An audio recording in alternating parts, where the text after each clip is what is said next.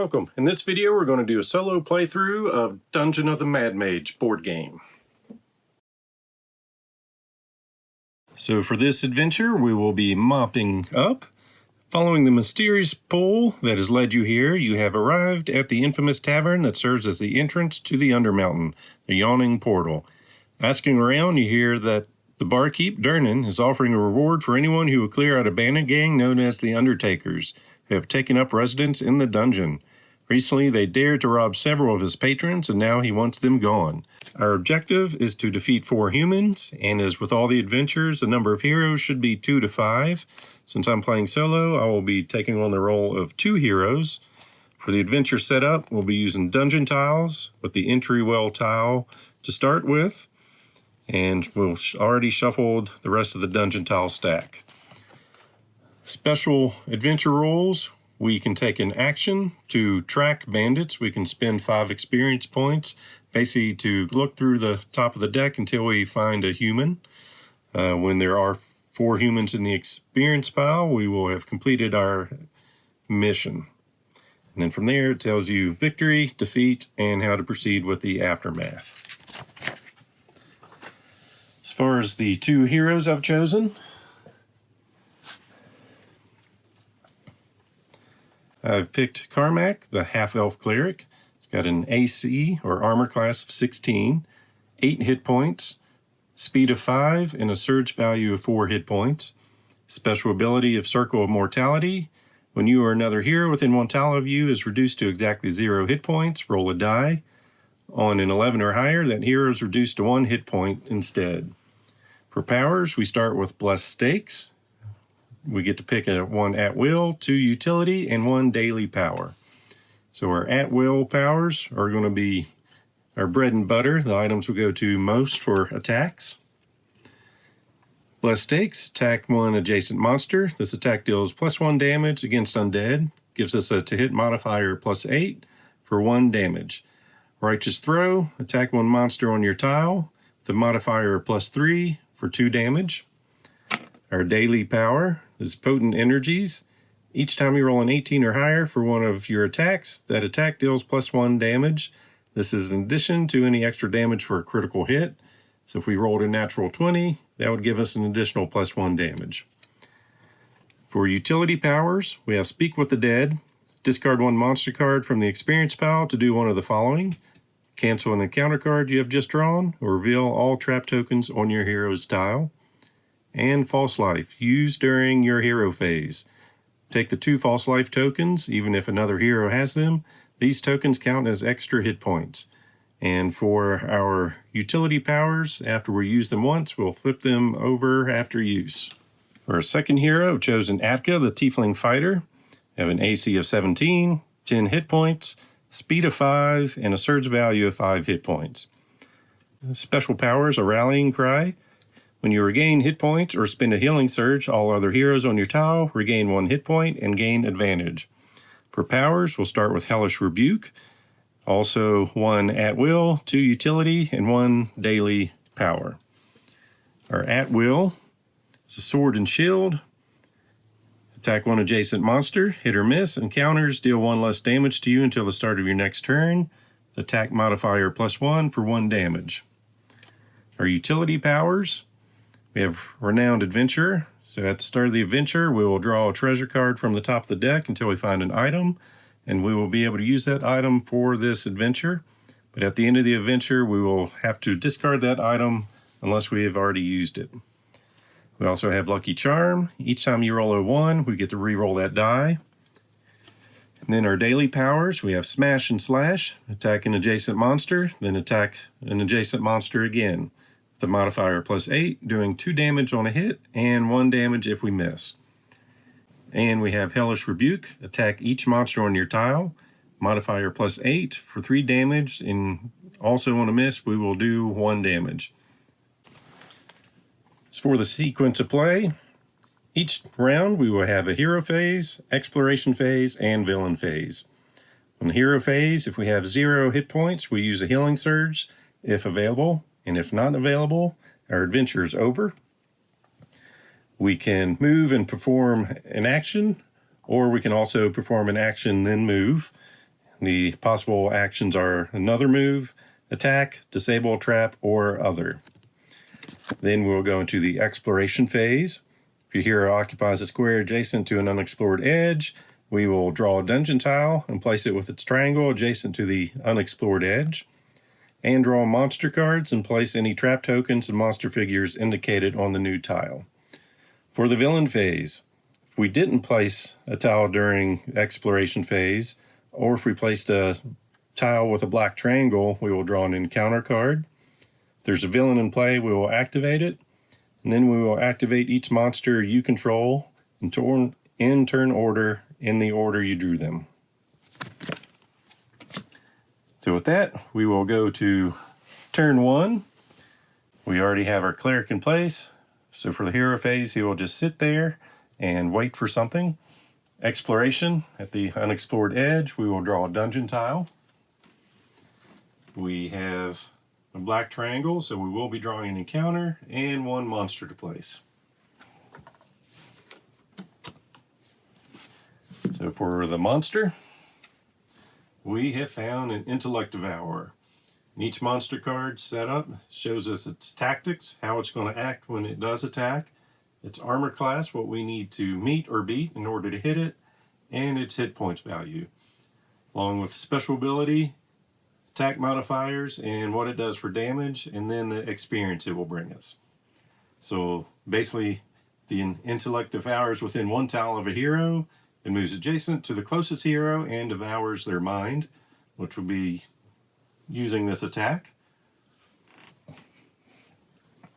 Otherwise, the Intellect Devourer moves one tile toward the closest hero. So we will find a Intellect Devourer and put that on the map. Since we had the black triangle, we will go through with an encounter card. We found a tripwire. Choose a trap within 2 tiles of your hero and trigger it as if your hero was on it. Fortunately for us, there are no traps in play, so this will be discarded. But now we have the monster attacking. So he's going to move towards the closest hero and attack, which will be our cleric. Rolling the lucky d20. So 17 plus 4 is 21, which is definitely a hit. And that will put a stunned marker on our hero. And basically what a stunned marker will do is while a hero is stunned, he or she loses their free move action. We discard the stun marker at the end of his or her hero phase. So that concludes our cleric's turn. Now we will have the tiefling go. And we will have the tiefling just start off with a straight attack using its sword and shield, which has a +8. So 8 plus 3, unfortunately, is 11. And that will miss the Intellect Devourer. Now it's just a matter, do we want to keep that there for another attack or move on? And I think we will have it move around the corner so it can explore, but yet still be close enough to fight if needed. So for dungeon tile, our fighter has found 3 monsters in a possible ambush site.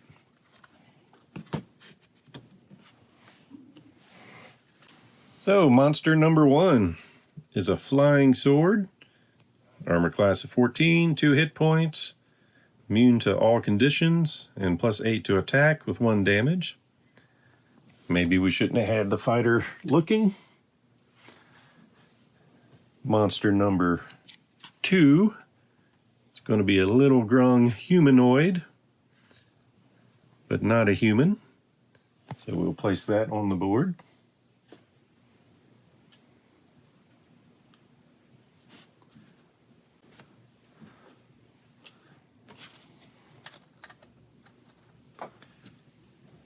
And a third monster.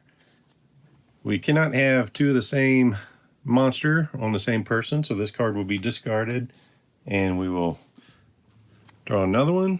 So we get another Intellect Devourer.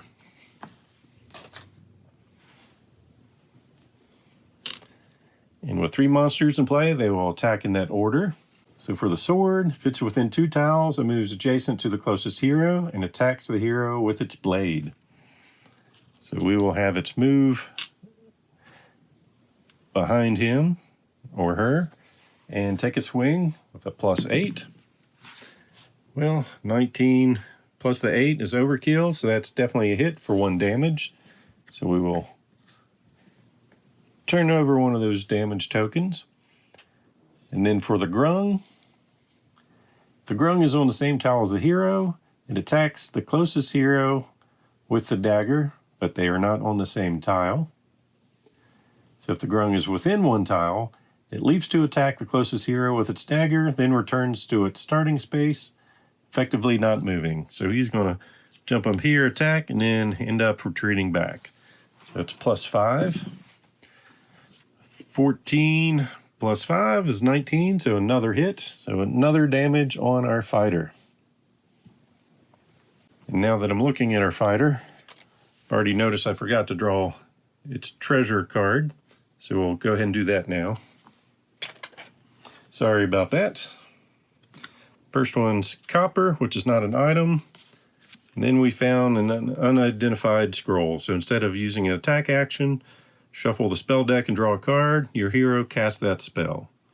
Probably not something we're going to use unless things get really dire, which with me could happen at any moment.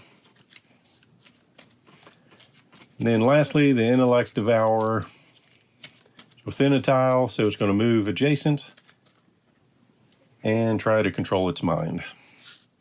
So we'll go ahead and move that up here. Make a roll. So fortunately, 6 plus 4 will miss finally, and we will not take damage from that. So that ends our fighter's turn. So back to our cleric. Cleric is stunned, so no free movement.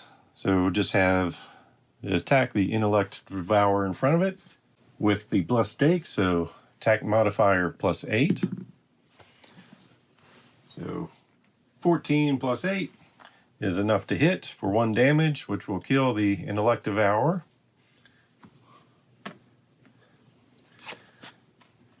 So we will discard that card and get 1 experience for having that killed.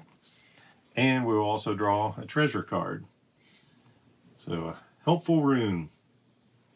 Play immediately, draw an Elder Rune card and resolve its boon effect and discard after playing.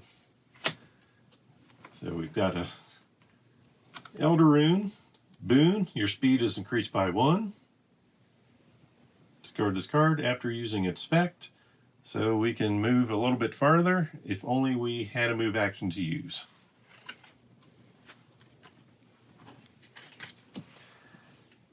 So at the end of the hero phase, we become unstunned. For the exploration phase, we're not next to the edge of a map. So for the villain phase, we will draw an encounter card. We found another tripwire. No traps on the board, so we are still good. And yes, I did shuffle. And no monsters attached to that hero, so back to our fighter. It's a little early to use a daily power, but I don't like being surrounded by some things that has 2 health or more. So we're going to go ahead and use our smash and slash so we can attack 2 adjacent monsters, doing 2 damage if we hit and 1 damage if we miss with a +8 modifier. So attacking the sword first. Get a 24, which will hit its AC, doing 2 damage. So we will destroy the sword, giving us 3 experience. And then for our second attack, 7 plus 8 is 15, which is enough to hit the Intellect Devourer and do 2 damage, but it only had 1. So another monster in our experience tile. And it doesn't matter the amount of monsters you kill on your turn, you still only get 1 treasure card. So we will turn our daily power over. And for our treasure, we found an old map. Choose and remove up to 2 trap tokens in play. They do not trigger. And my pretty handwriting letting us know that this is a discard after playing. There are several misprints or non-prints in the rulebook and on the cards and players, so they did not proofread too well, but I don't think it's going to affect our play too much. But once again, we just got a treasure that's not going to help us. So that was our attack. We can now still move. I'll go ahead and move to this spot so that we can explore. And we have found 2 more monsters, but on the plus side, it's a white triangle, so no encounter card. But monster number 1 will be a human thug, so that's good for us. Maybe. If we kill it before it kills us. So if the thug is within a tile, it moves and attacks with a mace. Otherwise, it just moves towards the closest hero. Move the grung over. Put our thug in play. And for our second monster, we get another grung humanoid, but we can't have 2 of the same monster assigned to the same person. So instead, we get an event. Psychic Swarm, place up to 3 unused Intellect Devours, then take the unused Intellect Devour cards from the adventure deck and place the first one in front of you and any remaining ones in front of the next players in player order. Player may have more than 1 Intellect Devour card in front of them as a result. Well, that's not good, but oh well. So looking through our adventure deck, there are 3 Intellect Devours left. But with only 2 players, I think we're only going to get 2 of these out.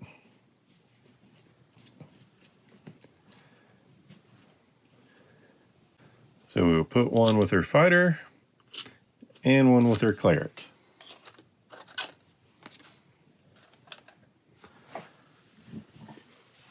So then we will start with monster attacks.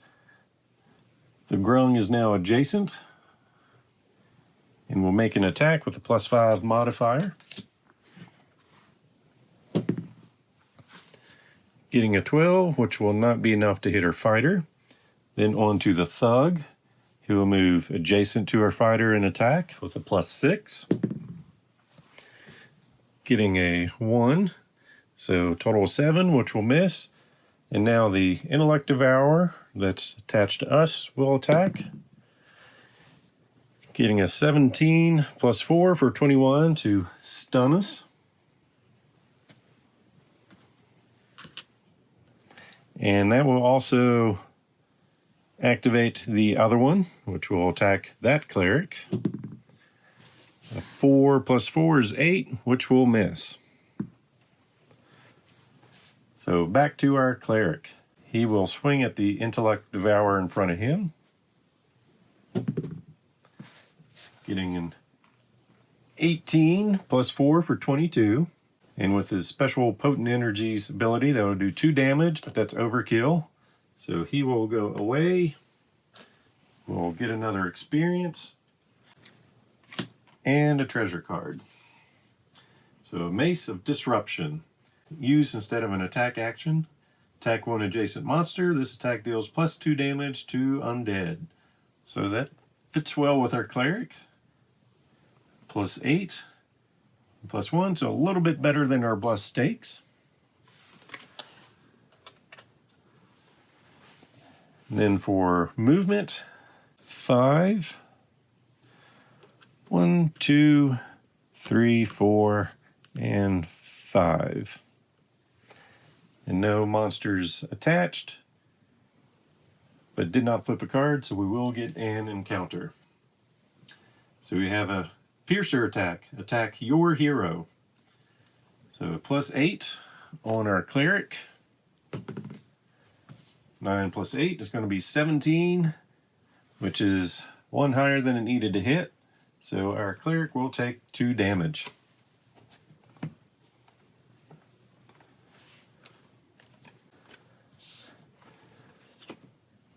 Now back to our fighter,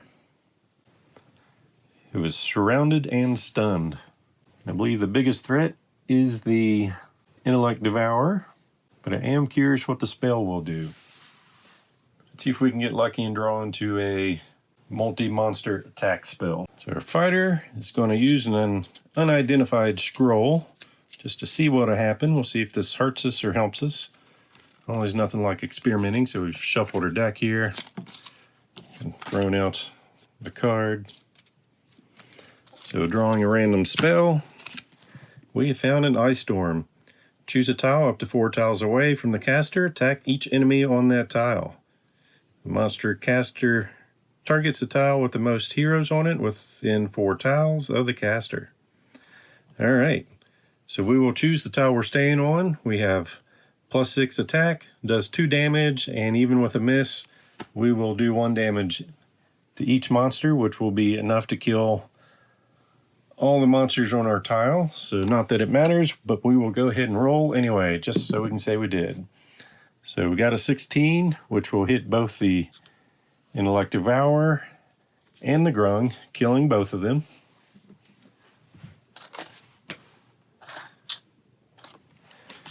And that will get us a treasure card. A Spellguard Shield. Play this immediately. While this item is in play, your hero takes 1 less damage than usual from spell cards. So we get to put this... If we get hit by spells, we will take less damage. And with our hero phase over, stun marker will come off. We did not explore, so we will get an encounter card. Place a new monster on the closest empty ambush site. Monsters on a trail. Something emerges from the darkness nearby. So our new monster friend is going to be a ghostly procession. We do not place a monster. So a little bit of luck there for us. And then the thug is going to take a swing at us. Moves adjacent to the closest hero. And we will have him move a little bit closer. Just so the help out on our next turn. Taking a swing +6. So 10 + 6, we got a 16. Which is 1 less than what it needed, so it will miss. And we will go on to the cleric's turn, who will swing using its Blessed Stakes, which is a +8 modifier. Do a 13 + 8. Got a 21 for 1 damage. And we have finally taken down our first of 3 humans needed.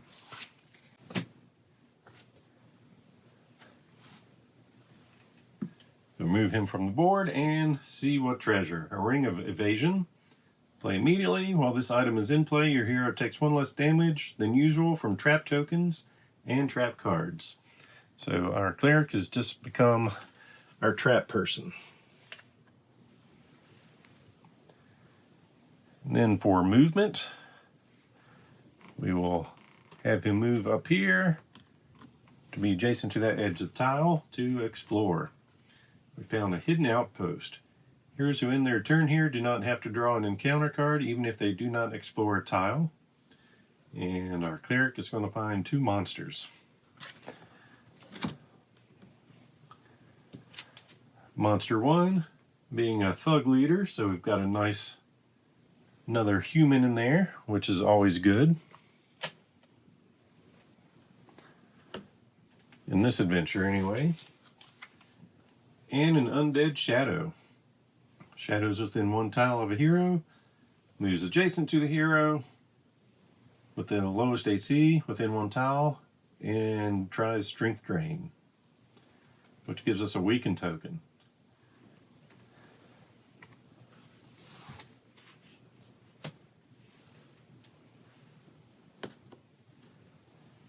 So starting with the thug leader. He has a +7 to his attack. 4 + 7 is 11, which will not hit. And see if we can roll terribly for the shadow. Yep. A 3 + 6 will also miss. So sometimes the dice works with us and sometimes it doesn't. So our fighter, the movement of 5, we can go 1, 2, 3, 4. And get behind both of these. Currently the thing that scares me the most is the shadow. So we will try to take that down because I do not like weakened tokens. Of course, we used our scroll last turn, so that is discarded. That is flipped over. So attacking the shadow. Getting a 12 plus 8 is going to be a 20 for us, which will hit, doing 1 damage. Removing that monster and getting us a treasure card. Eyes of the Eagle. Play immediately. While this item is in play, your hero gains a +1 bonus to attack rolls against monsters at least 1 tile away from your hero. So not too effective on a melee piece, but it is worth 600 gold pieces to sell. So not complaining. And that will end the turn for our fighter, and because of the hidden outpost, even though we didn't flip a tile, we do not draw an encounter card at the end of the turn. And then on to our cleric. He will take a swing at the thug, using its righteous throw to attack 1 monster on your tile, which means he will need to move on that tile first. So we will move up to the edge here, so he can throw his mighty spear, which has a +3 modifier, but I'm choosing that because it will actually do 2 damage. We just need to get a 10 or better. And I shouldn't have said anything because we got a 9. So we missed by 1. We'll go ahead and explore. Finding an abandoned study. It's going to have some traps, some treasure, and 2 monsters.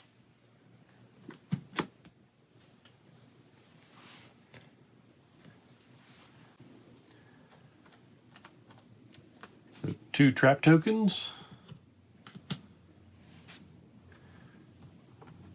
2 treasure tokens.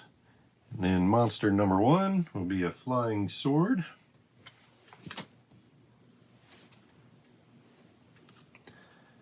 And monster number 2 will be a veteran leader, another human force.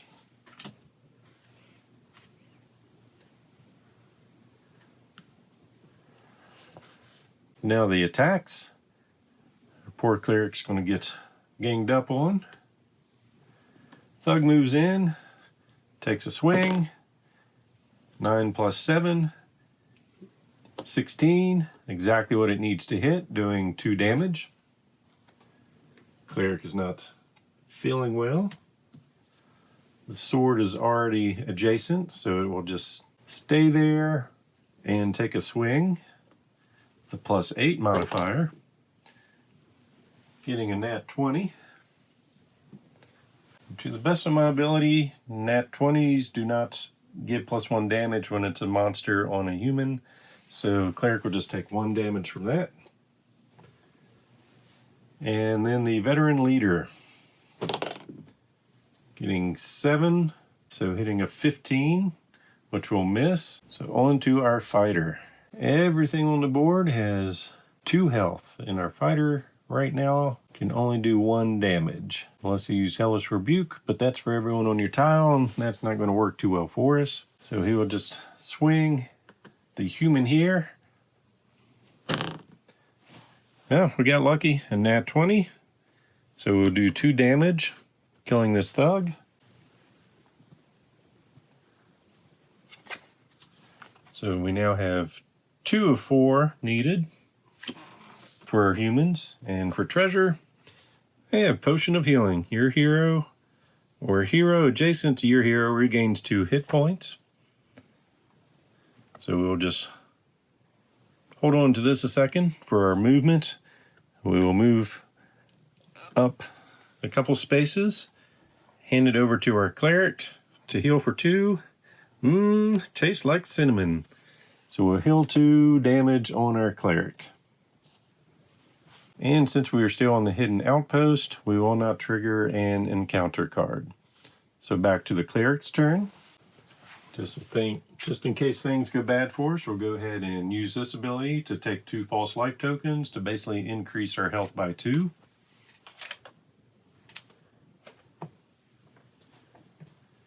And then swing with our blessed stakes, hoping for another natural 20. 4 plus 8, going to be 12, and that is going to miss. So then those monsters will attack back. Flying sword first, hitting a 15 plus 8, so that will deal the damage. And then our veteran leader, now adjacent, will get 2 attacks. First with the long sword, getting a 10, which will be a miss. And then the short sword, getting an 18, which will do 1 damage. On to our fighter. We'll attack the veteran leader, getting a 12 plus 8 for 20, doing 1 damage. And staying right there, once again, not triggering an encounter card because we are on the hidden outpost. Nothing will attack back since none of the monsters are attached to the fighter. So the cleric's turn, we'll take a swing at the veteran leader, getting a 6 plus 8, which is 14, and that will miss by 1. Just keeping it interesting. So then the sword makes a swing, hitting with an 18 plus 8 for 1 damage. And then the veteran leader, hitting the first time for 2 damage. So we're hanging on by our false life. And the short sword attack, which will hit for another damage. So it's hanging on to 1 health. Back to her fighter. We'll take a swing at the veteran leader. 13 plus 8 will hit for 1 damage. At least get that off the board. Giving us 3 of the 4 humans we need. A treasure card, a ring of mind shielding. Play this immediately. While this item is in play, your hero cannot gain stunned. And then nothing will attack back. Go to the cleric's turn, taking a swing at the sword. Getting a 4 plus it's 8. 12 will not hit, so the sword will swing back. And getting an 11 and miss. And for safety, cleric will run over here, leaving the fighter closest to the battle. The fighter will then take a swing, getting a 16 plus 8 to land the killing blow on the sword, which will also get a treasure card, which is recovery. Play immediately. Hero regains 1 hit point. Recharge one of your used powers or items and then discard. So we will recharge our smash and slash. And instead of being risky and running in for treasure, we will just go over here to explore another tile, which will get us an encounter card and 1 monster. So new monster on the board is going to be another shadow. Before it attacks, we'll get our encounter card. Brief respite, nothing happens. It is within 1 tile, so it is going to move adjacent. We'll move it here and take a swing. Getting a 6. Plus 6 is 12, so it will miss. So our cleric will take a turn by swinging with its Mace of Disruption, which will do plus 2 damage. That won't matter, but it will make me feel better. So 7 plus 8 is 15. Exactly what's needed to take out the shadow. Getting us some more XP and a treasure card. Play immediately to get 100 gold pieces.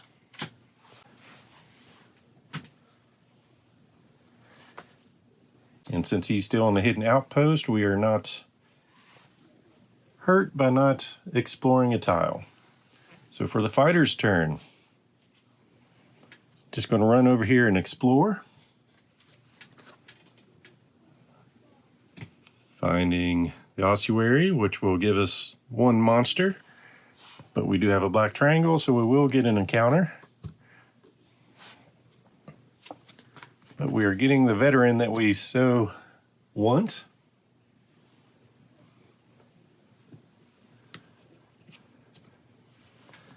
And the veteran, within 1 tile, moves adjacent to the closest hero and attacks with its long sword. So it's a +7. Got a nat 20, still just 1 damage. I got a little excited. I forgot the encounter. Place a new monster on the closest empty ambush site. So it won't change anything, just means we're getting attacked by another monster. Or not, just mad laughter. Do not place a monster. So everything turned out okay there.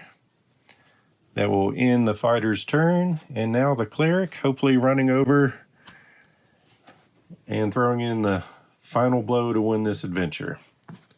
So rolling the die, getting a 13 plus 8 will be 21. And that will be enough to kill this. Getting our 4 humans. We'll go ahead and get our treasure card, which is 100 gold. This is the basic gameplay. We have succeeded. So going in with victory. Win the adventure when they have 4 humans in their experience pile. The heroes complete the scenario without using any healing surges, which we did. Each hero receives 200 gold.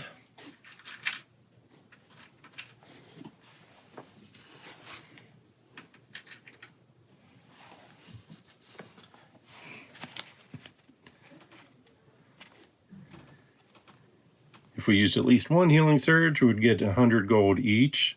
Either event, make changes to the decks below. So we will be removing certain cards from each of the decks and then possibly adding others to the other decks. So we're going to remove a pouch of copper and put in a bag of silver.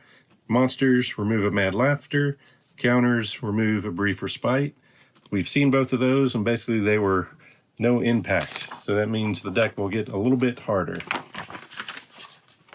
As for in scenario play, if we're playing a campaign, so after an adventure, we have some town actions we can take care of. We can swap our powers out. We can buy some items. Basically, we're going to flip top 4 cards of our treasure deck, and these are available cards for purchase. So we've got several cards, none of which that can actually be purchased. So nothing to buy. We can sell items for their gold value. We can trade treasure and gold between our players. And if we manage to get 2,000 gold, which we did not, we would be able to level up. So that is the basics of playing Waterdeep Dungeon of the Mad Mage board game. Hope you enjoyed this video. If so, please click on the like button below and be sure to subscribe. Thanks for watching.